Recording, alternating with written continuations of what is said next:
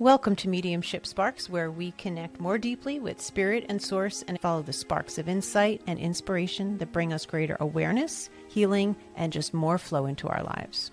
I'm Noelle Dean, intuitive medium, licensed therapist, and your host. A quick note before we begin: this podcast is for educational purposes only and provides general information. It is not medical or psychological advice and is not a substitute for care from a licensed health professional. I'm so grateful we get to step into this. Hello, and welcome to this episode of Mediumship Sparks. This is the third and final installation of the series that I am doing to interview my sister Lisa, who crossed over last year. So first, I just want to start with my disclaimer. The information presented on the podcast is educational in nature and is provided only as general information and is not medical or psychological advice, nor is it a substitute for seeking licensed healthcare services. Now that we have that out of the way, a couple of cool things happened since I did the first recording. I actually remembered something came up in one of the previous recordings about a valise and her having a valise. And I remembered that my stepdad actually has had dreams when my sister was still walking on the earth, had dreams of her showing up at the front door of he and my mother's home. And she was always carrying a valise, like a old suitcase. That was a nice validation that she brought in. Also, after the first, it was one recording, and then I broke it up into two episodes. A day or two after I had done that recording, I was driving and singing to the song ABC by the Jackson 5. And I suddenly had this visual sense of her sitting in the car next to me, dancing around. And I remembered when we were little, the Jackson 5 was a cartoon. We used to watch that together. My sister is yet still the only human being when she was alive. We sang together while we were driving, like top of our lungs, not caring how we sounded. It was a sense of freedom. She and I shared. It was really nice to have the experience of being in the car, singing together. I couldn't hear her sing, but I did have a sense of her just dancing around. And I have seen that at other times as well since then.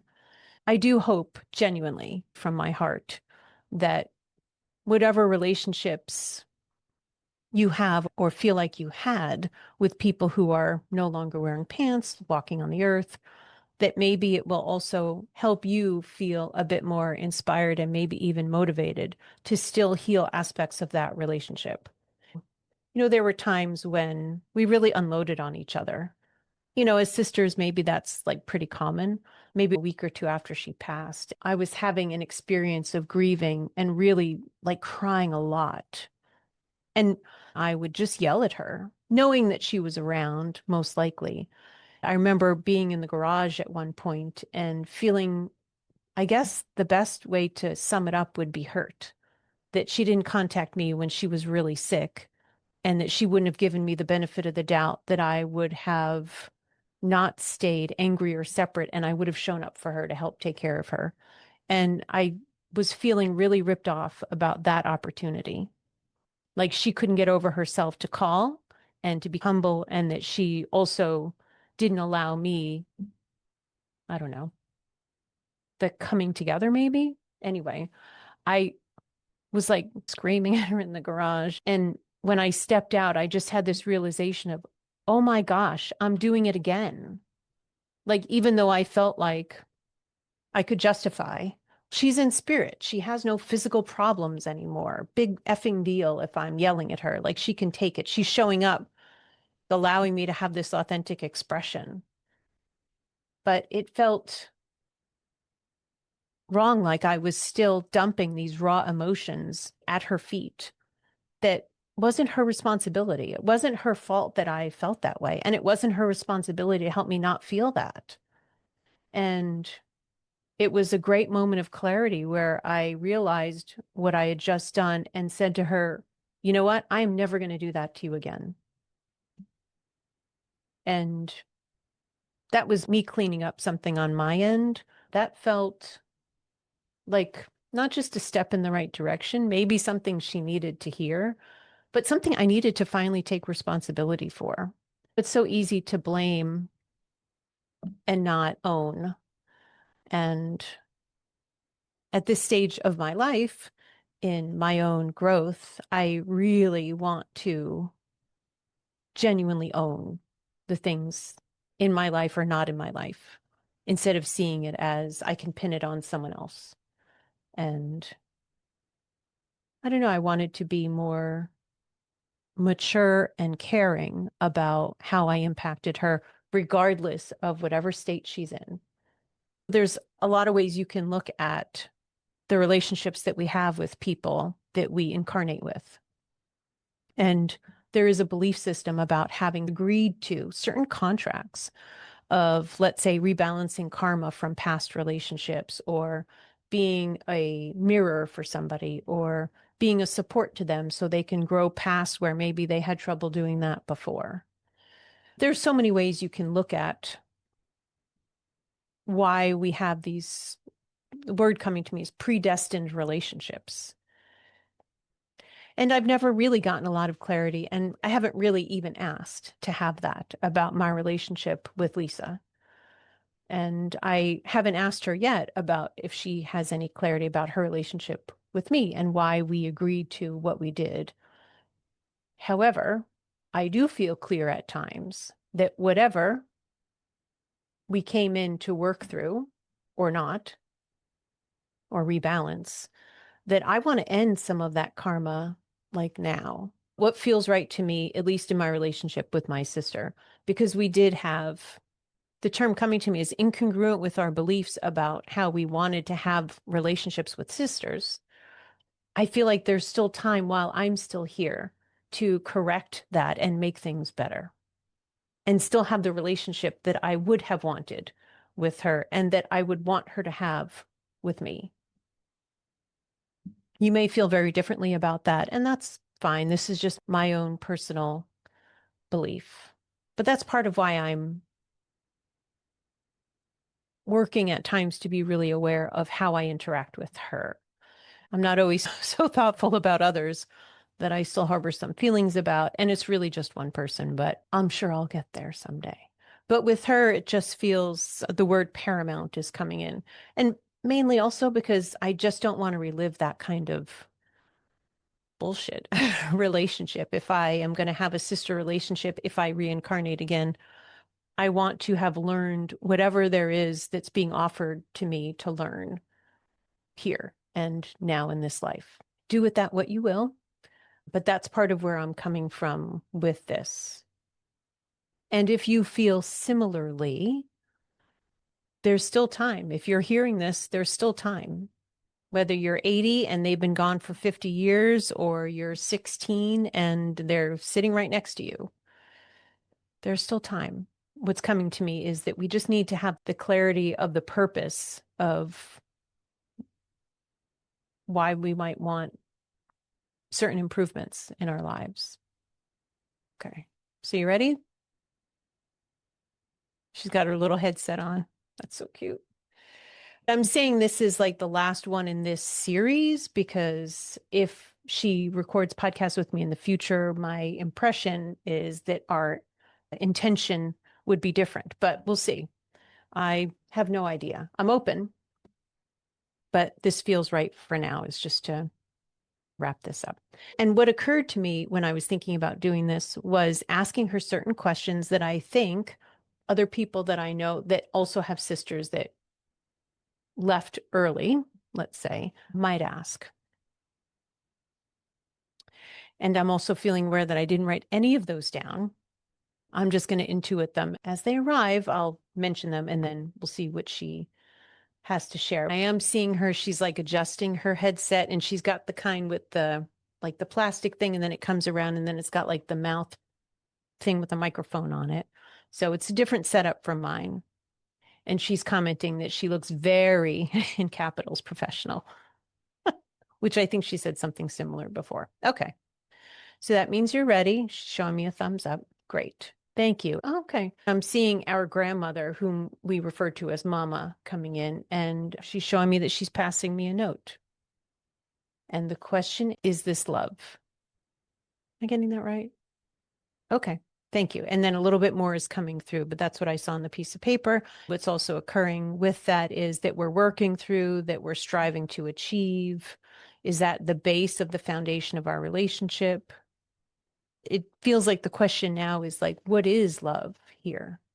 And Lisa's saying she feels like love is the coming together again and again, over and over, trying to craft, maybe even perfect,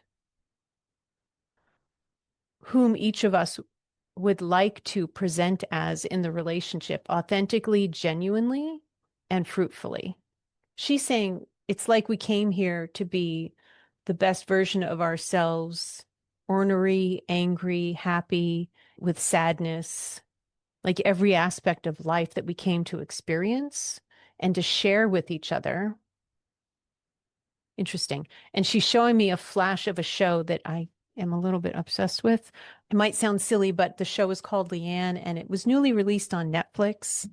And it's about a woman in the South going through some crises, a big change in her life. And it very much centers around her relationship with her family, mainly her sister. And I keep watching that show because I think I love the relationship between the sisters. They are kind and loving and playful and can be snippy with each other as well, but they repair and they come together and they feel each other's commitment to each other. And I'm feeling some pain around that because I don't think that Lisa and I had that when she was here. And it's really beautiful to watch it on someone else, even though it's a TV show. She's bringing up that the ideals are imperfection. She's saying with subtly unconditional love. And she's showing as if a cloth was wrapped around like the two of them and with an emphasis on the safety pins holding it together. Thank you. And she's showing this visual of these two sisters from this show, Leanne and Carol, and they keep choosing each other. Like they could have different best friends around or different close acquaintances. They choose each other like all the time, over and over. Like there's no one I'd rather go through this really shitty chapter of my life with than to have you here by my side because I trust you and I like you. And Lisa's saying there's still potential for that with she and I.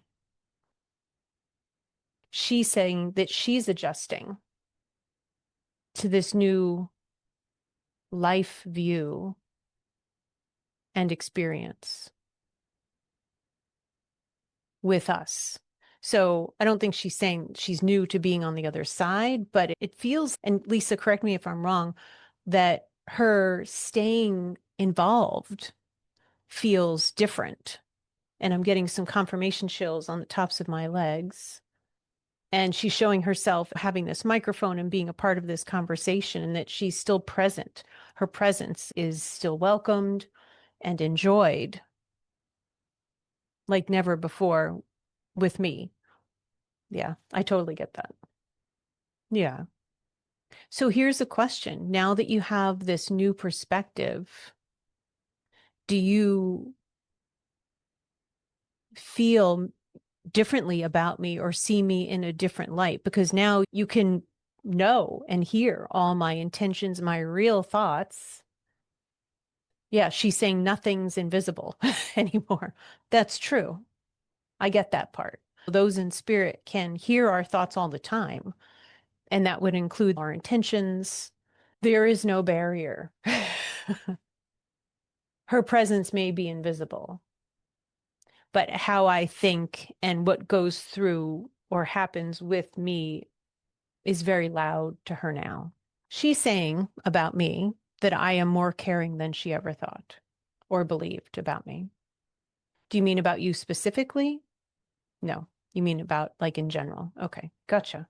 Okay. And how is that for you to see that? She's saying that she feels unlucky that she missed that it would have produced a better relationship had I shown her those traits better and sooner. Do you think you would have been open to seeing that if I reached out to you and said, hey, I heard you had cancer. Can I help? No. No, she would have been horrified that our cousin broke her silence that Lisa so adamantly swore her to. Yeah. Now that you've had a chance to be up there for a while, what do you think would benefit other people about either sister relation, like sibling relationships, or just relationships with family that they were distraught by? And she's showing it, and how can they feel lucky that they have a chance to control the outcome better? Like for us that are still here in particular, to feel more conscious of the positive changes that we would like to make now thank you, that person, just like with Lisa, that person is not going to react to us the same way when they're not in PAMS that they would have when they were. My sister would have completely rejected if she even would have unblocked me enough to get a message from me, email, voicemail, whatever. Her reaction to that likely would have been terrible. That seemed clear to me at the time. Would you agree with that, Lisa? Do you think that you were just saying that, but I just want to double check? Yeah, she would have told a friend of hers who she totally enrolled in how awful I was, among other family members. She would have said something like, I can't believe this absolute effing bitch would have even reached out. Like the nerve I would have shown by doing that. And that is something that she would have said. Thank you for being authentic about that. She's sure, of course. Yeah. But now that you don't have the reactivity that you did, because you're in a very different place, do you still have some of that? No. Okay. She's saying that she had a quote nutty episode in her life. Oh, yikes. Where everyone seems demonic except those she deemed as angelic. That sounds awful. She's saying, and it was completely. Wow. So did you develop some like mental health issue towards the end? I got a yes. And then she's saying it's like her brain broke. And then things just played on repeat over and over. And it was sickeningly repeated to her that nobody had her best interests at heart, like from this family of origin. And really, that would have only included our mother and myself. Did you feel that way about other people too? No, not really. And she's adding that there was also this projection of herself in us, that she no longer had good intentions, like really at all towards either of us, or specifically me, I'm sure, even more than my mother. That's how she's saying it, that it was like her brain was broken. Just give me a double yes on that one. Okay. And now that you're not in that situation, she's saying she sees things more clearly. Okay. So you have a different, in your own mind or thoughts and feelings. Now you also have a different relationship with our mother then too, right? Yeah. She's giving me a yes. She's saying, I love her more dearly now. I can see through more clearly, like the utter BS of their relationship. She thinks she can also provide more help to our mother and many others. That was one of the things I wanted to ask you. Like, what has it been like to watch people like grieve over you? She's saying it was hard at first. And just so you know, I'm not hearing her, but I'm seeing the words. And this is often how I receive mediumship messages is I get about 3 words at a time. And then when I say them, the next 3 show up. Just if you're interested. Anyway, she's saying it was crazy at first. She was discouraged from focusing on other people's pain. Like she was shown the emotional growth that they will have one day have received from the experience of their relationship with her. And she's showing our cousin that she had confided in and swore to secrecy. And that at some point that she would reach a point of no more secrets, not ever again. And that would be our cousin, like self-advocating, which is something she may need to learn to do more of.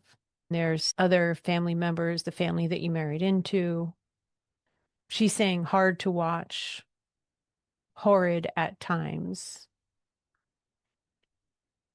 I'm seeing a visual of her partner. and an extremely red face and just pouring out crying. And how hard it was to watch somebody who had lived a life so dedicated to being with and supporting and encouraging her, and to see their pain and anguish and agony.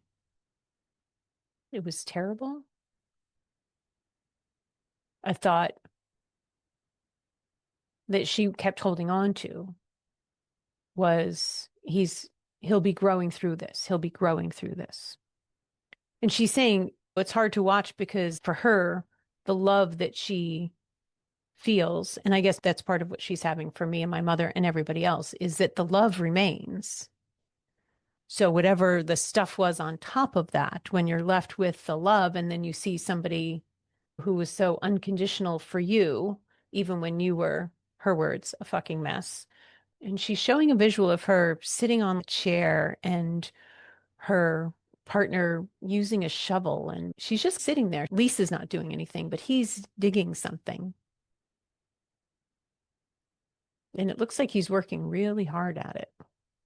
And then I get a sense of a sand castle that he would have created like in an eternity of trying to give her like a super mansion of emotional togetherness and super fun with foods and constant entertainment as she would have liked to have had, which she's reminding me was mainly TV and decorating shows, probably. Yeah, and cooking shows. She's showing herself experimenting with baking. She's showing me the Irish butter that she loved so much, and that he was her biggest fan. And he would go on about whatever it was that she cooked or baked. And he would describe it as one of the best things ever, like melting in his mouth. She's referring to him as her super fan. And what couldn't you be more grateful for in this life than to have at least one? And then she's counting her cats as well. Do you still watch over him every day? She says mostly all day. Okay. I'm thinking of some other family members that you were relatively close with. And she's saying it's hard to watch. I'm seeing a different family member that she was really close with who would probably be struggling, but was also a very spiritual person, so likely connecting this way as well. And she's saying it was very hard at first, but it's not so hard now because there's been a lot of healing. Gotcha. My mind just went to asking her what's one of her takeaways she wished she could apply next time. And I heard, like, with a tone, oh my God, let go of the bullshit. And she's commenting about what took up time and space in her mental constructs about people. Like, this one is an evil bastard. This one is practically a freaking saint, creating certain divisions. And she didn't want anybody who was like a reflection of her behavior. Oh, that actually makes a lot of sense. That would include my mother, who we all pick up traits from our parents, and me, because we had certain similarities. What do you think about the idea of other people listening to this, maybe wanting a chance to improve their relationship with someone who passed? Maybe plenty of people have great relationships with people who've passed, and this isn't an issue, but for those problematic relationships, she's using the word optimistic. Be optimistic. She's saying to be optimistic that they're looking at you through the eyes of love, because they likely are. It doesn't take a lot for that level of healing, and that's a base level of healing, she's saying, to happen with and for someone when they go across the veil. That's like the first step, is they leave a lot of the emotional baggage behind. And she's encouraging you to consider making that assumption about your loved one. If you had a spat or an argument or a disagreement, even if it happened over the course of 20 or 40 years, but there was that base foundation when you were younger, of love, and she's showing like being kids together and being playful with each other, that your person in spirit may likely go back to that kind of affection and understanding of you and how you interacted with them in the relationship you had together and how they benefited from that when you were children. She's saying how people are thirsty for knowledge from the other side. She's bringing up this is why NDEs, near-death experiences, are so fascinating to people, is they want to learn about the experience of being on the other side. I feel like this is a joke that she's showing herself as if she's like swimming through clouds. And she's saying it's not like that. It's great. It's wonderful, but it's not great like swimming through clouds. She's commenting there's a lot of care, support, and love that surrounds everyone, unless they choose withdrawal and isolation, which some people do. Yeah, she's using another family member of ours who's in spirit. Ouch, getting a little pressure right here as she's bringing him up. And that people can, as maybe they were a bit here, can remain a bit dense about not moving forward and looking to heal and shed some of the life and earthly BS that they held near and dear to themselves while they were here. It's not quite the same, she's saying, on the other side, but some of them morphing into, this is how she's saying it, the good person that they were meant to be. There may be a smaller evolution of that over a long period of time because they're just slow to change. But she's not retracting, am I getting that? She's not retracting what she had just said about them taking love with them. This is for all of us. She's showing a visual that when some people cross over, she describes it as them clamoring for wisdom about how to help their people that are still here. Like, how can I help them? How can I help them? Like really, really pushing for that. Because it's very appealing to them to see their loved one benefit from their presence on the other side, because they may be able to acknowledge it caused pain for them to cross over. And now they want to bring the goodness through more and more. Yeah, gotcha. Have you looked for that? Are you just saying that about me? She's saying no, thanks to me, because I have reached out towards her, that there hasn't been a searching for that. But have you looked for that for other people that you were connected to in this life? And she's showing actually another family member.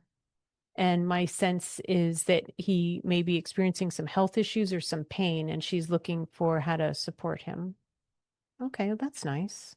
And she's showing there may be a bit of a recoverable health crisis for that person, but then they will learn to quickly adapt to living a healthier life if they so choose to last here longer.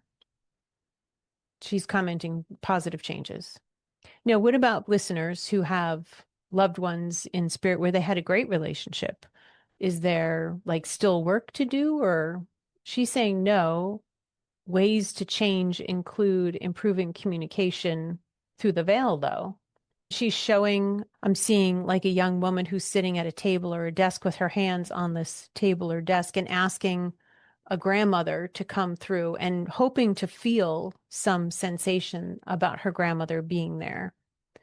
And I'm being shown a visual that I've seen often. Oh, just as I'm saying this, I'm getting a tingling in my right knee and lower leg, and I'm feeling some energy around my shoulders. Thank you for that. And a visual that I often see for people connected to a grandparent who's in spirit is seeing the grandparent put like a shawl over them, and getting some chills on that. So maybe this is what that shawl feels like. I'm just feeling some sort of like light tingling around my shoulders and my neck. And now sort of those gentle chills going down both of my legs now. She's commenting about physical sensations can more easily be felt when you're very relaxed and very open to that specific person. Although there's no guarantees that you'll be able to feel physical sensation yet. I hope you're identifying this with this, my listener, because she's directing this at you. She's showing this same person, and this is just an example, but I'm seeing them sit in front of a candle that's lit, and it's a, I don't know, a pretty big, wide candle with, I'm just seeing the one wick, and asking this grandmotherly energy or whoever it is to come through and show a sign. And I'm seeing that the flame changes up. Like it looks like somebody's passing something through the flame and it separates a little bit or that kind of thing, showing like a physical, rather than a physical sensation, a physical sign. And she's saying that often that powerful grandmotherly energy or uncle, great uncle types of energies can produce these small miracles, and they'll feel like miracles because you're asking.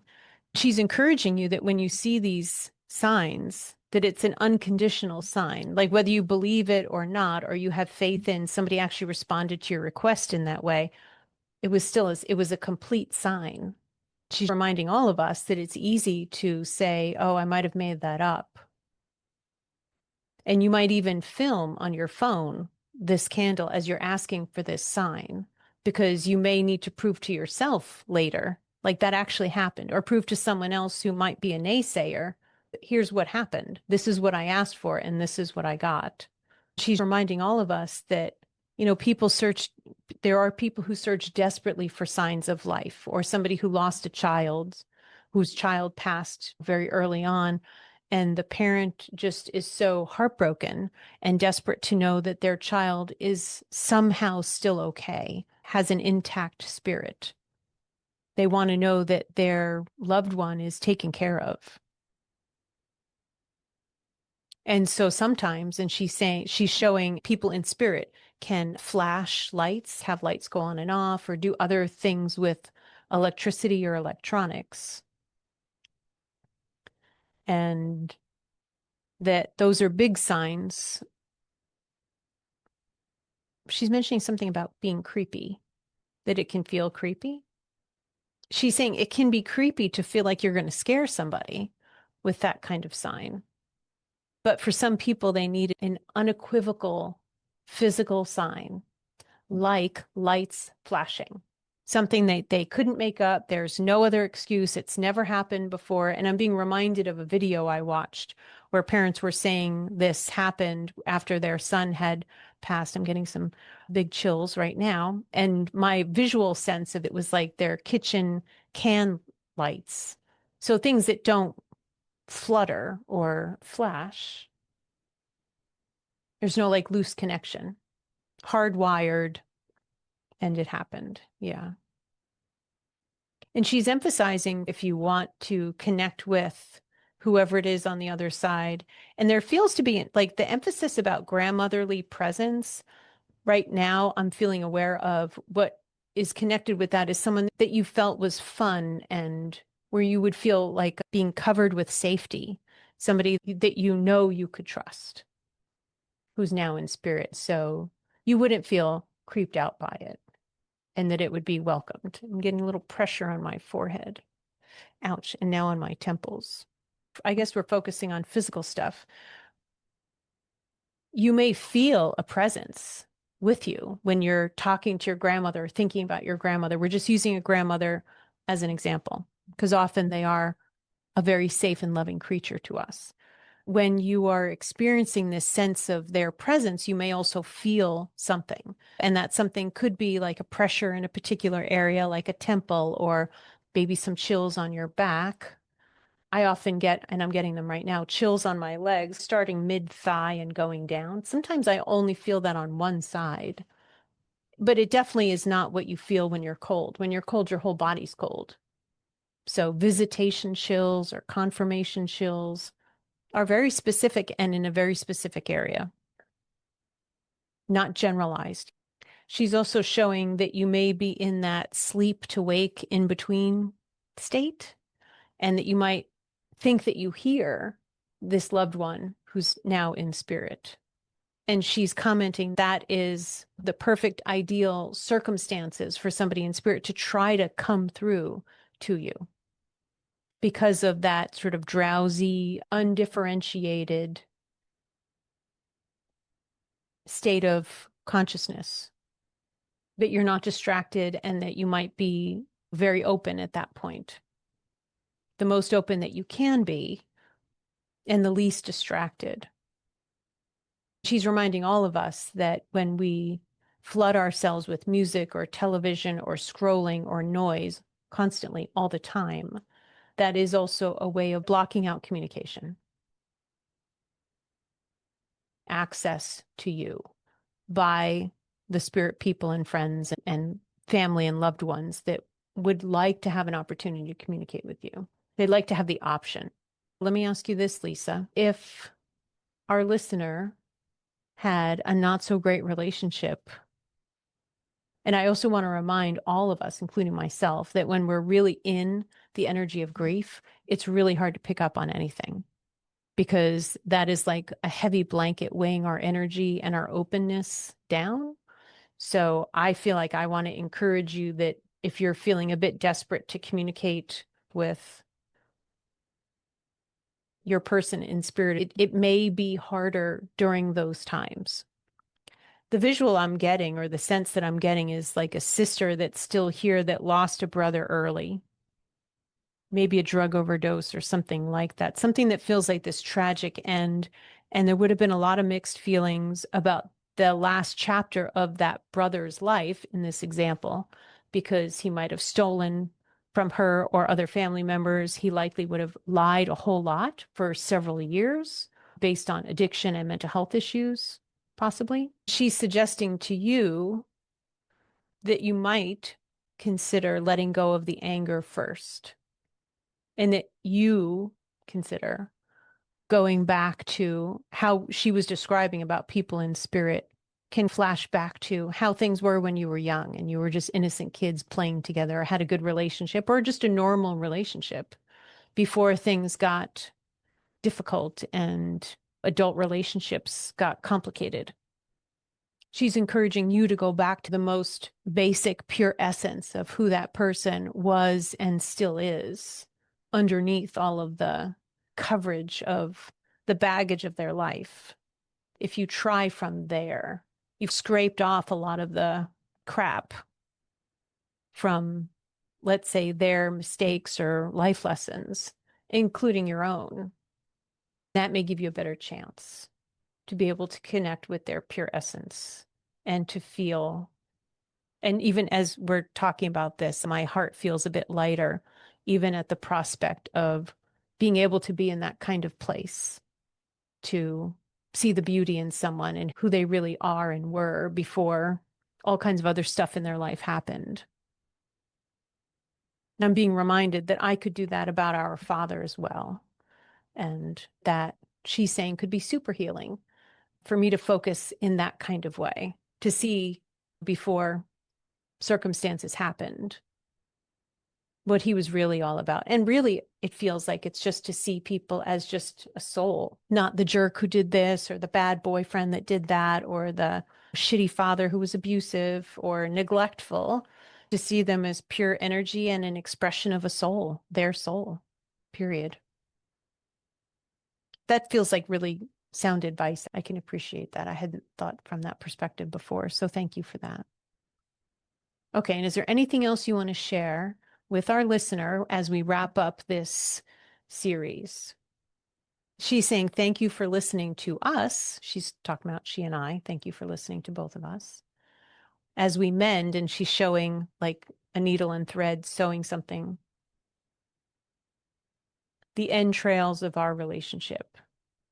And she's saying, and she's speaking on behalf of both of us, which is new because she knows and can feel my actual intention.